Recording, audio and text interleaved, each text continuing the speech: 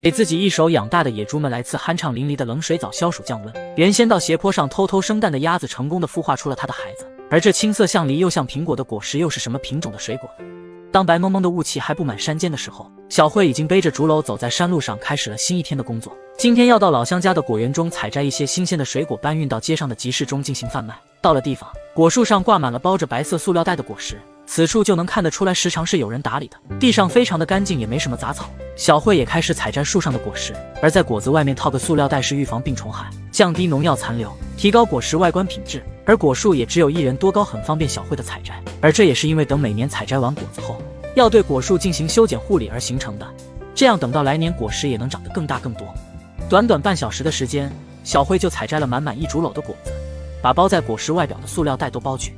青绿色外皮圆润的番石榴就出现在眼前。当然一般人们都称之为芭乐，而吃芭乐有健胃、提神、补血、滋肾的功效。最重要的是芭乐具有抗氧化、增加皮肤对紫外线抵抗力的功效，是女士们保持美白肌肤的选择，有一定的美白肌肤、防止黑斑及雀斑形成的作用。想要具有小慧这样美白的肤色，有老婆的兄弟可以买些回家喂养喂养自己的夫人。但是芭乐不能与西红柿、螃蟹、土豆、红萝卜、西瓜等一起食用哦。包完了面上的塑料袋后，小慧也拿了1颗刚采摘的芭乐果解解渴，坐下来休息会。等吃完芭乐，小慧背上竹篓前往街上的集市进行贩卖。然而背着满满1竹篓的东西，在这田间小道的路上也并不好走。来到集市后，小慧再次来到了以前经常摆摊的路牌底下，把背篓中所有的芭乐倒在编织袋上。然而今天的顾客就多了，刚把芭乐倒出来就围上了一群人，纷纷的自己动手开始挑选起了摊位上的芭乐。看来这种水果在当地还是蛮受欢迎的，可能就是因为有美白的效果吧。送走了一波客人后，摊位上的芭乐也所剩不多了，把最后1袋卖给了对面正在卖菜的老板娘。地摊上还剩下几个歪瓜裂枣，小慧当即就开始收拾东西准备返回。广袤的大峡谷中有着一条公路，光秃秃的风景也是挺壮观的。回来后的小慧提着一个篮子来到斜坡处接孵蛋的母鸭子回去。前阵子偷偷跑到山上下蛋的鸭子成功的孵出了8只毛茸茸的小家伙，小慧要把它们抓到农庄内去，不然在这斜坡上如果下不去的话都容易被饿死。连同母鸭全部的抓进竹篮中，然后放到鸡笼外的投食器旁准备喂些食物给它们吃。然而放下地的小鸭子还不会走路，连站都站不稳。小慧也不急，先让小家伙们自己在这里熟悉熟悉环境，而后拖出水管把猪圈中的水泥地清洗一下，保持干净的场地也能提前预防野猪们生病，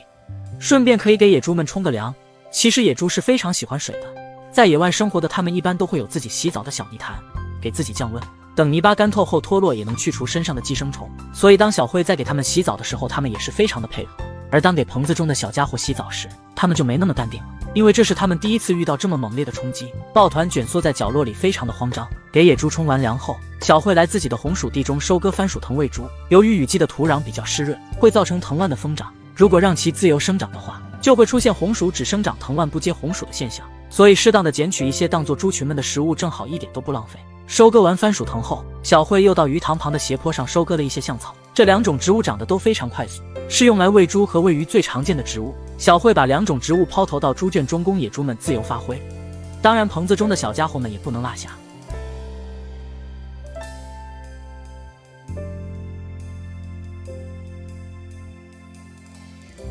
下水清理鱼塘中鱼儿吃剩下的芭蕉叶叶茎，坐在岸上等待着鱼塘的水被放干，再用我国传过去的最为传统竹网捕捉自己养殖的鱼，给农庄内的鸽子搭建了一个联排宿舍居住。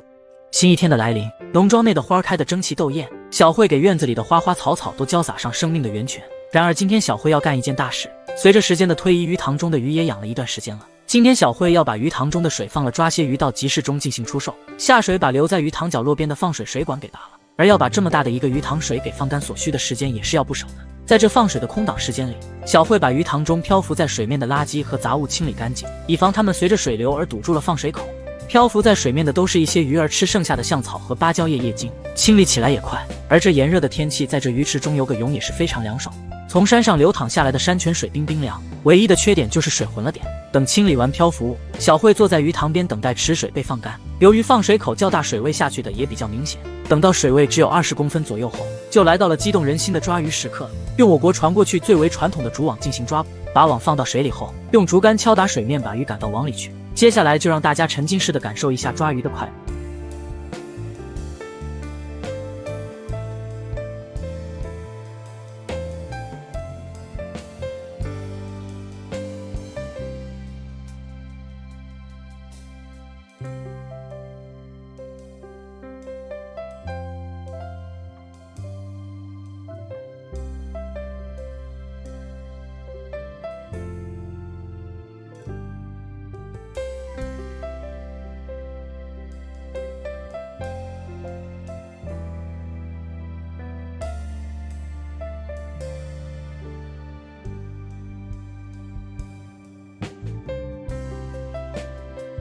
捕捉了足够贩卖的鱼货，小慧把抓住的大鱼都放进有氧气泵的大盆中，预防出现死亡的情况，不然就不值钱了。等换好衣服后，小慧把鱼装进套好塑料袋的背篓中，准备下山进行贩卖。背着竹篓快速地向山下走去。来到街上，小慧选在了一个三岔路口摆摊。漫长时间的等待，但前来问价的顾客并不多。不多时，终于来了个大哥询问价格，也围上来了几个人。最终大哥也买了一条鱼回去，而一旁的几人都是来看热闹聊天的。在卖出一条鱼后，虽然有几拨人前来问价格，但小慧一条都没卖出去。许多事情都事与愿违，一大早辛辛苦苦的放水抓鱼，忙活了一天的时间，最终却只卖了一条鱼。但这也是没有办法的。随着时间的推移，天色也逐渐暗了下来。小慧收拾家当返回农庄，眨眼时间来到了第二天。经过长时间的繁殖，农庄中鸽子的数量已翻倍成长。小慧用鲁班锯锯着木板，今天要给鸽子们搭建一个联排别墅。把锯好的木板用野生的钉子进行拼接，用3块木板钉出一个 U 型木槽后，小慧用小木板在木槽中隔出一个个小间，可供鸽子们自行挑选要住的房间。因为鸽子体型小，一个小间足够2只鸽子繁衍后代了。经过2小时不停的搭建，一座1人多高可供鸽子繁衍后代的联排宿舍就建造好了。而这鸽子窝看似简易，其实它就是这么简单。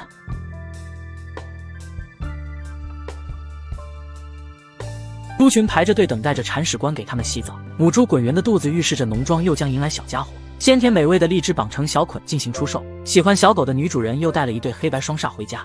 新一天的来临，随着季节的变化，果园中的水果也逐渐成熟，红彤彤的荔枝已经挂满了枝头，沉甸甸的菠萝蜜也快到可以采摘的时间了。今天小慧背着竹篓来到老乡家的果园采摘新鲜的荔枝。作为资深的2道贩子，采摘的工作小慧都是亲力亲为，毕竟省下人工的费用也算是自己赚到。而这采摘的工作看似简单，其实一点都不难，直接将长有荔枝的树梢折断就可以了。而在一些较高树枝上的荔枝，小慧也将爬上树才能采摘到。但这矮树对于小慧来说算是小菜一碟，因为树杈较多，在树上也是非常的平稳。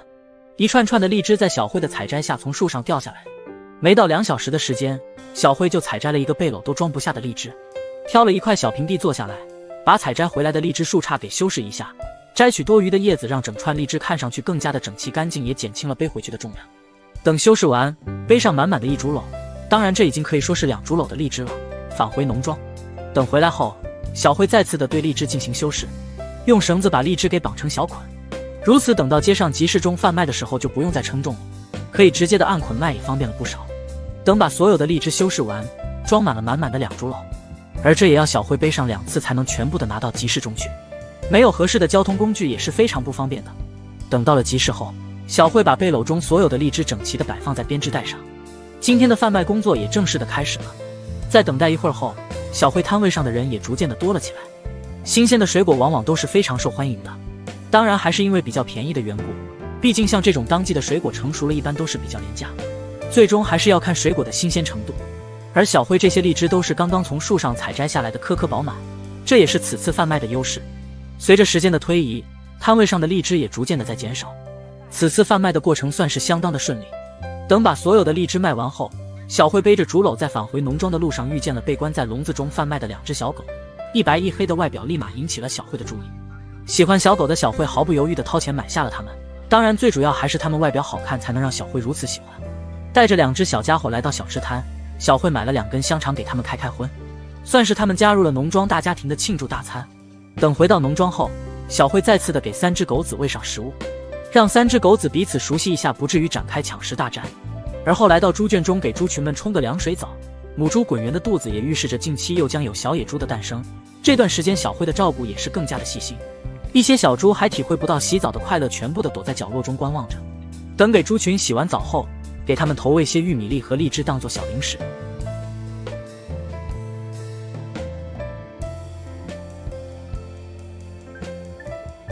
离开农庄已久的赛迦再次的出现在了镜头前，看着2人打造的农庄在小慧的照顾下井井有条，尤其是农庄内的畜牧业呈现出火箭式的迅速。短暂的离别是为了更好的相遇。消失已久的赛迦背着书包正往着农庄的方向前进，此前是因为身体的原因在家里休养，所以才没出现在镜头前。由于视频拍摄于口罩时期，而赛迦也不幸中招了，不得不断开连接。现在身体刚刚恢复，就马不停蹄的往农庄赶。另一边的小慧已经开始了对野猪妈妈的照顾，赛迦的到来也让小慧喜出望外。简单的聊上几句后，赛迦看着辛苦的小慧，直接把包挂在了猪圈的立柱上，拿上放在一旁的塑料铲也加入到了工作当中。2人先把猪圈中野猪们吃剩下的液精和它们的排泄物清理干净，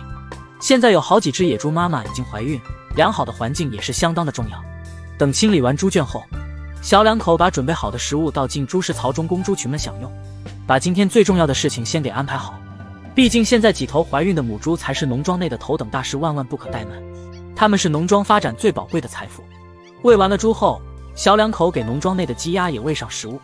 现在前些日子孵化出的几只小鸭子已经完全适应了在农庄内这个大家庭中生存的要领，只要人一来就往前冲，低头等着食物从天上掉下来。可以看得出这些小家伙也长大了不少。而在孵化棚中，母鸡也正在抱窝，为农庄的畜牧业做贡献。离开一段时间的赛家抱起小鸭查看，对农庄的现状非常的满意。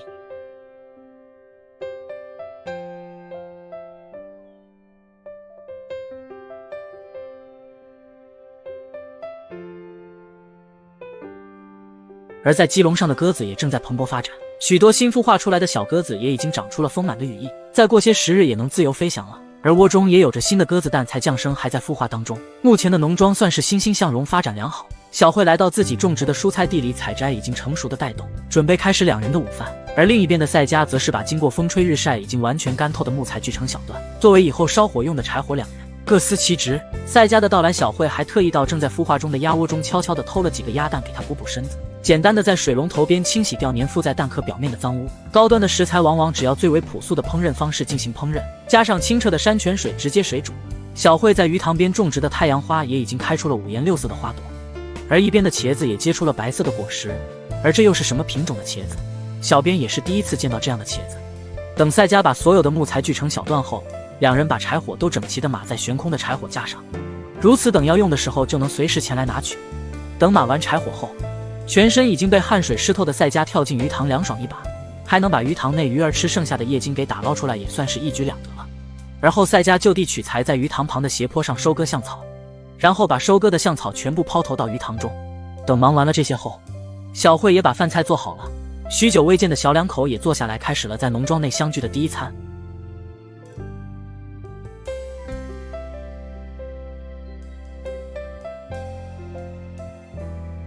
农庄里再次来了一个老乡来挑选一手养大的小野猪。小慧到街上的集市去卖自家种的蔬菜，而赛家则在农庄内搭建雨棚，作为室外煮猪食的厨房和仓库。一人赚钱，一人打造家园，生活和建设两头抓。新的一天来临，赛家拿着镰刀到农庄附近收割些嫩叶回来，给猪群们来个营养早餐。硕大的猪食液能给野猪们提供身体所需的维生素和其他的营养物质，而鲜嫩刚生长出来的芭蕉叶也是万万不能少的。两种植物都是野猪在野外常吃的食物。而另一边的小慧则开始给猪群冲凉水澡，洗去身上的细菌和寄生虫，也能在这炎热的夏天清凉一把。当然，冲洗掉猪圈中的排泄物也是相当重要的，不然给猪群们洗的早就白洗了。而就在小慧清理猪圈时，农庄内开进来了一辆摩托车。上次来买小野猪的小老板又来了。知道这里的猪都是赛家从山上捕捉来驯养的真正野猪，出售的价格也要比在外面卖的便宜些。小老板也算是这里的常客了，在猪圈外挑选着自己想要的小家伙，等待赛家的归来。另一边的赛家也正好收割完猪食草返回来，赛家把刚收割的猪食草抛投到猪圈中，把猪群都引过来供小老板挑选。到了猪圈内，小两口给小老板介绍着自己一手养大的小野猪。此时农庄内的几头母猪也都怀孕了，即将生产，正好把上一批出生的小家伙出手几头。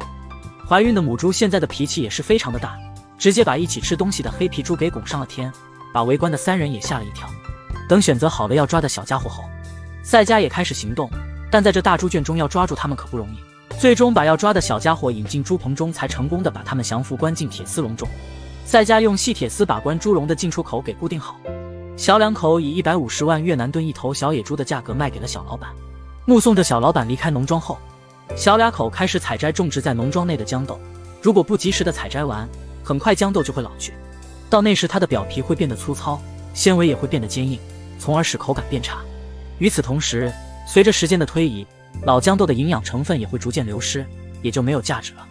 趁现在把适合的豇豆都采摘下来，拿到集市中进行出售。然而种植在豇豆旁的茄子也到了成熟的时间了，赛家也一并采摘下来带上进行出售。虽然种植的不是很多，但这茄子的产值还是可以的。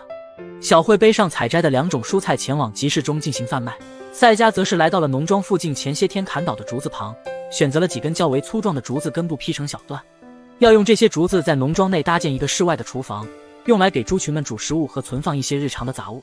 赛家把劈砍成段的竹子用树藤捆绑成小捆，然后背着捆绑好的竹子返回农庄。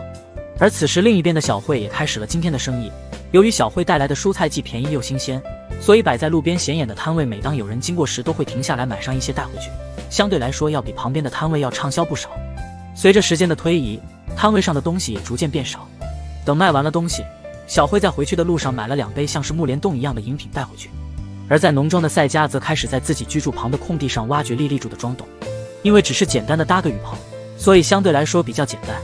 在作为立柱的竹筒上开凿出2个相互贯通的孔洞，用来绑横梁。接着把修饰好的立柱放入挖好的桩洞中，把挖出来的泥土重新的回填到桩洞中，用洛阳铲柄把泥土给夯实，然后把横梁放到立柱上，用野生的铁丝绑紧固定住。有趁手的工具加入搭建的进程也是非常的快，不到半小时的时间，棚子大体的轮廓差不多就完成了。等赛家把框架快绑扎好的时候，小慧也从集市回来了。2人一起坐下来吃着小慧从集市中带来的饮品解暑休息休息。铺设棚顶的工作就等到明天再完成吧。母猪滚圆的肚子预示着即将临盆，单独的关在猪棚中进行照料。自己在农田中种植的花生也到了丰收的时间，给昨天搭完框架的棚子铺上棕榈叶作为防雨的顶棚。新的一天来临，晴朗炎热的天气，只有在早上才能感到一丝丝凉爽。一大早，小2口也来到了自家种植的农田中收割花生。由于前段时间只有小慧一个人照顾农庄，没有空余的时间打理农田，致使在这花生地中野草都完全的覆盖了花生地中的花生。然而小2口收花生的方式也特别简单，直接的把花生从地里拔出来就完事了。这难道土中就没有剩下的花生了吗？在小编这里是先用铁耙把花生挖出来，然后抖去粘附在花生上的泥土，才能把土中全部的花生挖出来。难道说越南的花生根茎比较结实，拔出来的时候不会断？还是土较为松软，一拔就能把花生全都拔出来？可有懂行的农业专家来科普科普。等把所有的花生拔出来后，小2口开始采摘根茎上已经完全成熟的花生。等把根茎上的花生都采摘下来之后，就可以直接的背到集市中进行贩卖了。等摘完花生后，小2口在茂盛的野草中把已经长报废的红薯藤都拔起来。因为长时间的没人照顾，这红薯怕是只会长藤叶，而在土中的根茎却很难再生长了，所以全部的拔回去喂猪也是一种不错的选择。等忙完了农田里的事后，小2口分头行动。赛家背着番薯藤回到农庄，把刚收割回来的红薯藤投喂给猪圈中的猪群们食用。红薯藤中含有丰富的膳食纤维，可以促进胃肠道蠕动，有利于食物的消化与吸收，具有促进消化的功效。当然还蕴含着蛋白质、维生素、氨基酸、矿物质等营养成分，适量食用可以为其补充所需要的营养物质。而此时另一边的小慧也来到了集市一条街，在热闹的市场中选择了一块空地铺设自己的摊位，把所有的花生倒在编织袋上，开始了今天的生意。此时市场上的人也有着不少，马上小慧的摊位就来了买花生的顾客。而这花生的畅销不仅仅是因为其美味可口，更是因为其富含的营养和保健功能，让人们在享受美食的同时也能收获健康。无论是作为零食还是作为烹饪食材，都受到了广大消费者的热烈欢迎和追捧。小慧带来的花生在不到1小时的时间里就被销售一空了。等收拾完东西后，小慧来到市场中买了2个用报废车胎做的猪食槽带回农庄给待产的母猪妈妈使用，背着竹篓提着2个猪食槽返回农庄。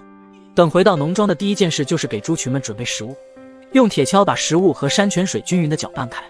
而后倒进猪食槽中供猪群们享用。等待已久的猪群开始疯狂地抢夺起来，看来赛家刚刚投喂的番薯藤都不够他们塞牙缝的。小慧给猪圈中的猪群投喂完食物后，来到棚子底下给即将生产的野猪妈妈单独的喂上营养餐。野猪滚圆的肚子预示着马上就要迎来小野猪的降生，大家也可以猜一下这批有几只小家伙的降生。而此时另一边的赛家正在山上砍伐用来做顶棚的棕榈叶，